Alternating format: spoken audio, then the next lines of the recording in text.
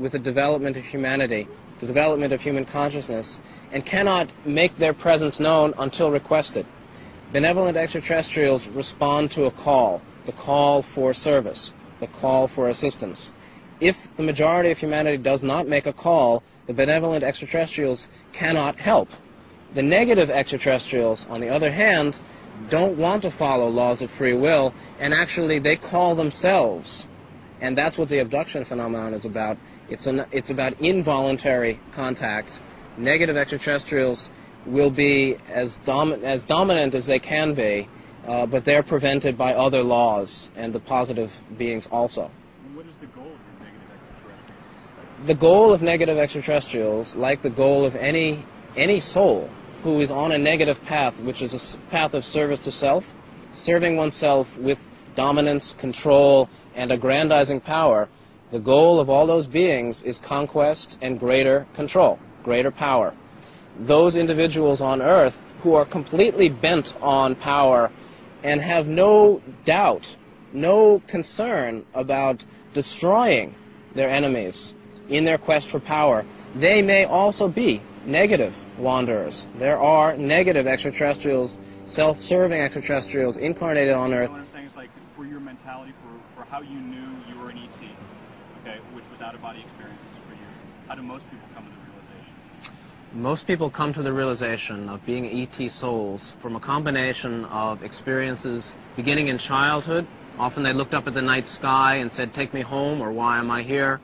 Through adulthood, they felt different, felt like they didn't belong all their lives, even though they held jobs and get married and have children, on into paranormal experiences. Many people have had out-of-body experiences, lucid dreams, physical sightings, channeled information that came to them, psychic events, many things combined together so that this becomes the conclusion. No one comes to this idea of being ET overnight. Can you give me some concrete examples of what somebody might see in a channeling experience or in a paranormal experience? What is a concrete example of that? Many people I interviewed had past life recall of lives on other worlds. Before they came to Earth, boarding the UFO, leaving and saying goodbye to their family to go to Earth. Many people have also had visions of the extraterrestrial community around Earth, the UFOs. Many people have had lucid dreams, which are out-of-body experiences on craft, in conversation with teachers, doing planetary rituals and magic. So again, many paranormal experiences, as well as visions in meditation. Okay, a lot of people would say that that's kind of like wishful thinking, maybe, in order to justify some event inside of themselves, and there is no real tangible proof of these things. What would you say about the proof? There is no proof of these things. It's kind of a mental realization rather than any kind of tangible physical realization. There is no tangible physical evidence to prove these ideas beyond anyone's doubt. There is no proof. I never wrote my book intending to prove it. However, just because psychological interpretations fit for some people, i.e., some people say, "I want to be ET, so I'll say I'm ET," and they feel good and it makes them feel great. This is a glamour. This is a wish that they hope for. Some people are coming from their own fantasy. However, many people have had clear paranormal experiences which cannot be explained psychologically. I myself have, and there is a higher dimension of reality than the psychological. I think what you were speaking on is the fact that many people have had clear paranormal Right. experiences which cannot be explained psychologically. So if you can repeat that. I am sure that there are people, some people, who say they're ET, who say they've had contact with extraterrestrials, who are psychologically unstable, who are saying these things because they want to say them, they hope to be special and feel good. For these people, psychological interpretations work. However, psychological reality is not the only way of understanding experience. Many people have had paranormal, clear, paranormal, unusual experiences that cannot be explained psychologically. And there comes a level where people trust their experience, even though it cannot be proven physically. Is there an example? Can you give me an example of that? I can talk about my own experience. I have no doubt that some of my lucid dreams were in fact out-of-body experiences on other worlds and other levels of reality, because I know the difference between a fantasy dream, between a bad digestion dream, and a real clear out-of-body experience. It has a different feeling, and it leaves an impression that one cannot forget. No, what if I just said you're crazy, man? How would you answer those people out there thinking? Some people will say, you're crazy, and that's okay, because I'm not trying to convince anybody. I'm speaking for those people who are curious and who have a knowing inside that our understanding of reality is deficient and partial and poor, and that there's a lot more going on in the universe and on Earth in spiritual terms than we're told by our leaders. So for people who say I'm crazy, I say, that's okay. If you believe that, go off and do something better.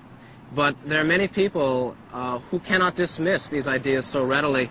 And again, it comes to inner knowing. It's simply a question of what a person knows for him or herself in their heart, with a balanced mind coming from the heart. If there are, you interpreted 100 million ETs on Earth today. Are those all of the same race? The 100 million extraterrestrials on Earth represent a majority of whom are positive or benevolent beings coming from many galaxies, many ET civilizations, and many levels of awareness. Some of those souls are quite innocent. They're loving and kind, but they have very little wisdom, while other of those souls are profoundly developed beings with wisdom and love and a complete understanding of the universe, which they've developed, but they have yet to remember, or they're coming to that identity. What is their purpose? The purpose of all extraterrestrial wanderers on Earth who are benevolent, which is the majority, is to serve humanity. Service means bringing a little bit of kindness, compassion, love, and warmth, as well as helping people clarify their own growth, their own spiritual development. There are many wanderers who are simply baking cakes for the boys' Little League team and will never know that they're from the Sirian star system and that they're 2 billion years older than humanity. And it's not necessary for them to know it, but they are ETs. And they help the world by being a kind grandmother, or being a janitor, or being a teacher. Well, I would say that there are many of the children who are born today, and many of the children under the age of 20 are extraterrestrial souls.